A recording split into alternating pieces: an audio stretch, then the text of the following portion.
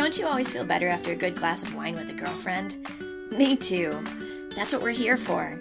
To connect, to drink wine, to feel good. Welcome to the Happy Moms Wine Club. I'm your host, Jenny Angel. If you have little ones in the room with you today, you may want to put your earbuds in because from time to time, I will use swear words or drop a truth bomb about motherhood that you may not want little ears to hear. So grab your earbuds and put them in because today, I'll do both. When's the last time that you went on a job interview? Do you remember what you wore to dress to impress and what it felt like preparing your resume? When you get hired for a job, there are a lot of expectations spelled out clearly to help you and the potential employer decide if you'd be a good fit to work together. They give you a description of what the job entails, and you give them a resume of your qualifications. Then you tell them your strengths and weaknesses, and they decide whether you'd be a good match for getting their needs met. If they decide you'd be a good fit for the job, they tell you what they'll pay you or what you'll get in return for meeting their needs. It's all spelled out pretty clearly. That's not really the case with motherhood. I've heard a lot of people say about motherhood that it's the hardest job you'll ever have and the most important job you'll ever have. And oh, by the way, you don't get paid for it. Wouldn't it be nice if motherhood were more like a job interview in some respects? What if somebody sat you down before you were ever pregnant and said, "These are the expectations and demands of the job. Tell me about your strengths and weaknesses and we'll see if it's a match." Full disclosure like that would have been amazing, right? I know that there are books like What to Expect When You're Expecting that we've all read that try to prepare you for the first 2 years of motherhood and give you the checklists and tips and tell you what to buy. But wouldn't it be nice if somebody told you what no book could possibly prepare you for? Those are the types of things we're going to talk about in this podcast. We're going to talk about what nobody told you to expect when you were expecting. The good, the bad, and the ugly. We're going to keep it real. What to Expect When You're Expecting gave you a checklist of things to pack when you're leaving the hospital with your baby.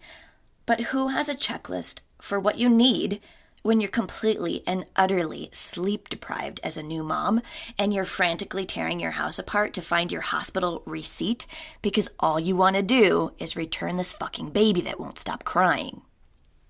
Or who has the checklist for what to do when you're secretly scared that your husband might leave you because you haven't had sex with him in who knows how long, because your body feels gross and not sexy at all, and you resent every single young female at his office that has never had a baby, or 2, or 3, demolish their sex appeal and ability to make his head turn or his face light up? Or who has the checklist for what you need when your kids won't stop bickering back and forth and screaming at each other, and you don't, but you feel like punching them both in the face to stop the madness? That would be a helpful checklist to have on multiple occasions. Have you ever been bored out of your mind by the monotony of the never-ending cycle of dirty dishes and dirty laundry and toys and clothes taken out and put away, and you can't even remember what it was like to have fun with your husband before diapers and baths and homework and never-ending kids' needs took over your life? Have you ever felt like you're living in the Bill Murray movie Groundhog's Day, where every day is exactly the same and you're trapped in the never-ending cycle? Whole chunks of time in motherhood can be soul-crushing when you have the thought that keeps looming of, is this all there is? Where's the checklist for what to do in that season of life? Or what about when the kids get bigger and now you're an ATM machine and a 24/7 taxi service, going from game to game or thing to thing, and you find yourself throwing food at them in the back seat because you don't have time to eat a meal unless it's on the run? Or what about when the kids leave? Wouldn't it have been nice to have a checklist that prepared you for how empty and silent and eerie the house would feel? Some empty nester's guidebook that would have told you how to handle the guilt and confusion of looking at your spouse and feeling like you have no idea where the person is that you fell in love with so many years ago because this bald fat guy in front of you sure the hell isn't him, and now there's no kid there to distract you from the fact that this guy is a stranger. And what do you do if he leaves? After everything you've been through, he decides he's done. There is no fucking checklist for that. When I ask myself what I wish somebody had told me before I got into motherhood, the answer is simple.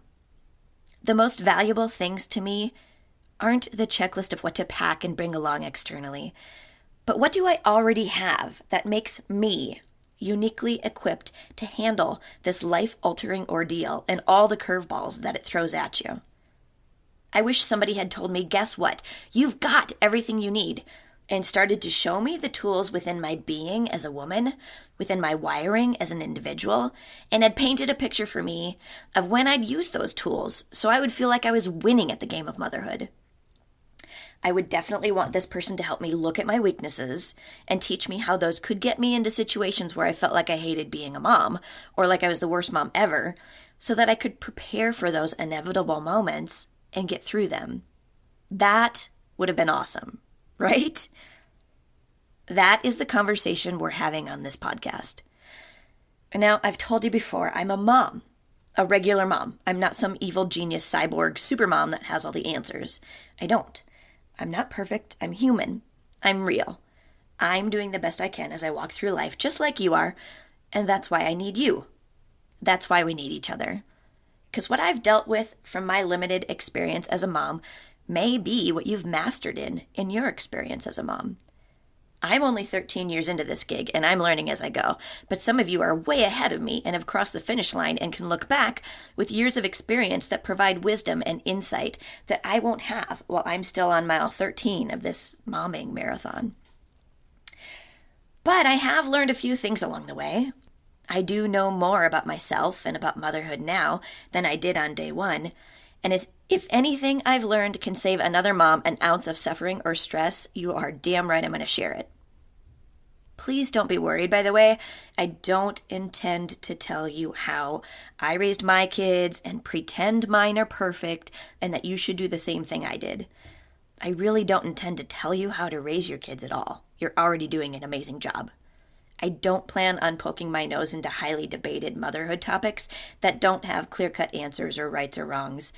That's not what this podcast is for. I don't really like conversations that are divisive. But if we can drink a glass of wine together while we connect and chat about motherhood and can remind each other that what we're doing is amazing work, then hell yeah, count me in. That sounds like a friendship worth having. I invite you to go to Facebook and get on that Happy Moms Wine Club page and share your experiences with me. Tell me what you thought and felt while you're listening to each podcast. Let me know what else you want to chat about, and feel free to ask me anything. I'm a pretty open book. In these conversations, though, we're going to talk about who you are as a woman and what tools you've already been given to win at this game of life and motherhood. Now, I know this is only the second podcast and you're just getting to know me, but I have a question for you. On a scale of 1 to 10, with 1 being not at all and 10 being off the charts a lot, how bitchy do you think I am as a mom? I know, it's not really fair. You haven't known me that long. Maybe it'd be better to ask my kids, Tyler and Maya. On a scale of 1 to 10, how bitchy is your mom? It's an interesting question, right? I think my 2 kids might give different answers, but that's a different story. Anyway, what do you think your kids would say if I asked them that about you? Here's the first truth bomb that I'm going to drop today.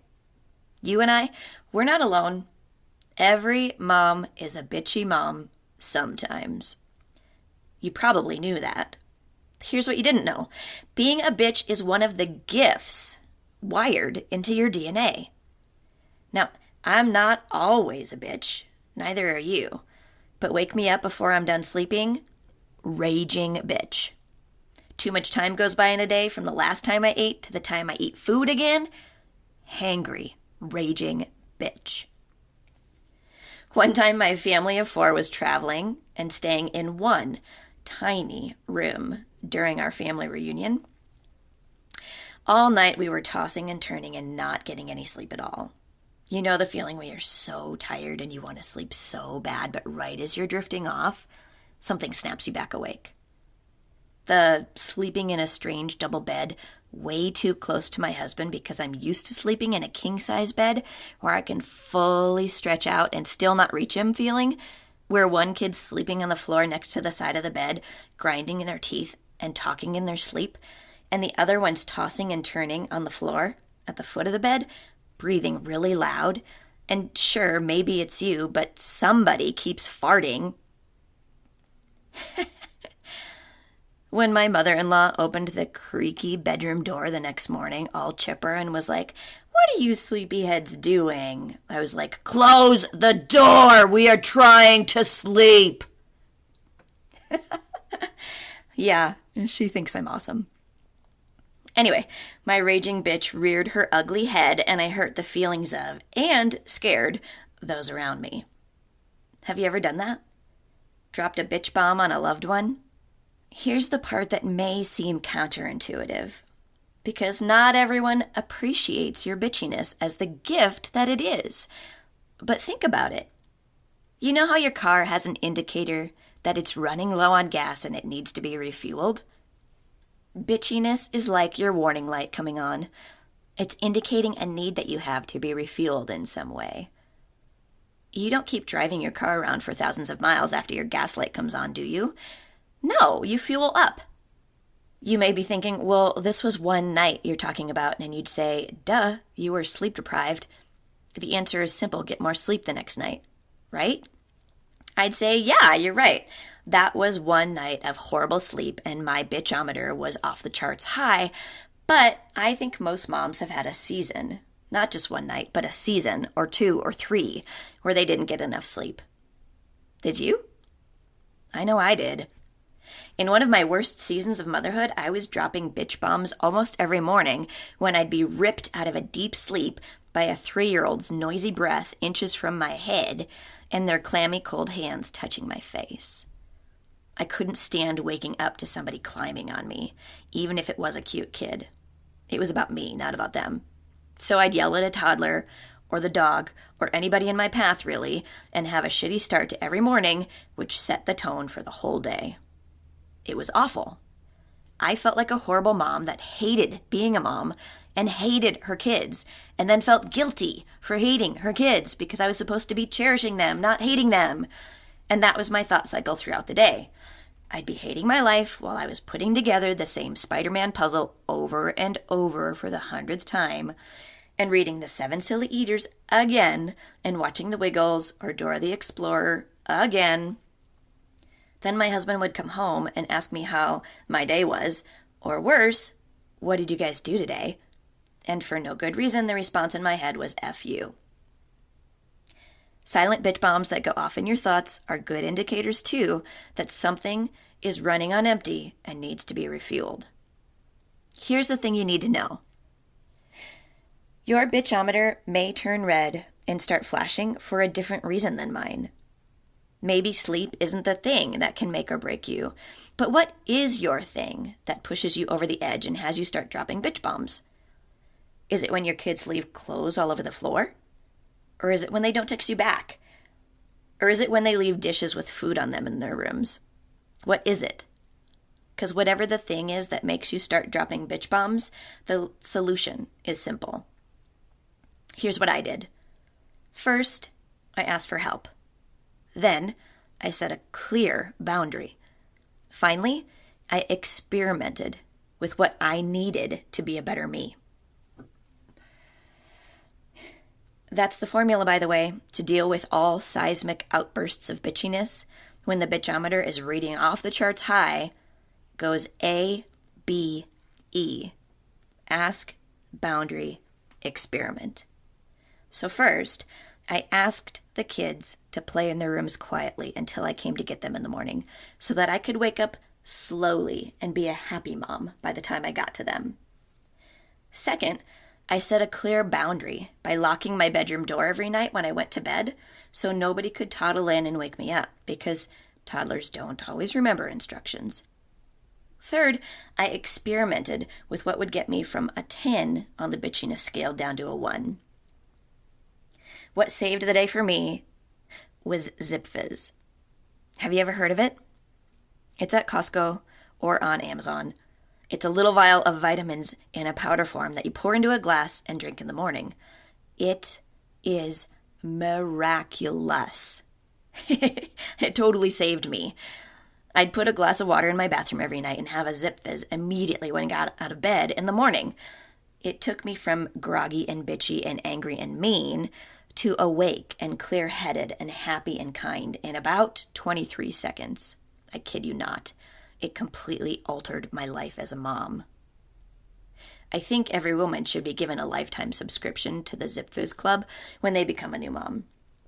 I know some moms feel this way about coffee or tea or their morning shower or simply a glass of water or orange juice to start their day, but Zip Fizz is what alters me from zombie, tired, angry, rip your face off mom to calm, happy, peaceful, ready for anything mom. Daily. Seriously, I've been using it for almost 10 years. It's that important to my daily routine. It's one of my secrets to happiness and success as a mom. Now, you may have never heard of or tried Zip Fizz, and that's totally fine. But what do you do to start your day off with a happiness boost that makes you feel like your best version of yourself? How do you fuel up? Also, like I said before, sleep may not be your area of extreme bitchiness like mine, but what causes you to drop a bitch bomb on a loved one? See? That bitchy moment that you're thinking about right now, that's a gift. Whatever it is, it's your warning light coming on and indicating a need that you have that is not being met. This week, right now even, your extra credit homework opportunity is to connect with a girlfriend, have a glass of wine, and chat about an area in your life where you may be dropping silent bitch bombs on loved ones. Work on the formula together. Ask for help, set a clear boundary, and experiment with solutions. It sounds simple, but the effects are profound. Now you have everything you need to turn what you thought was one of your weaknesses into one of your strengths. You go, girl! Here, have some more wine. If you'd like to be notified each time we release a new podcast episode so you don't miss out on any of these conversations, hit subscribe now in Apple Podcasts or wherever you get your podcast from. I would love to hear your mom stories and connect with you on our Happy Moms Wine Club Facebook page too. Tell me what made you laugh in a certain podcast or what else you'd love to hear about. If you want to join our actual Happy Moms Wine Club and learn about how to get amazing wine delivered to your doorstep for free, go to happymomswineclub.com now. See you next week.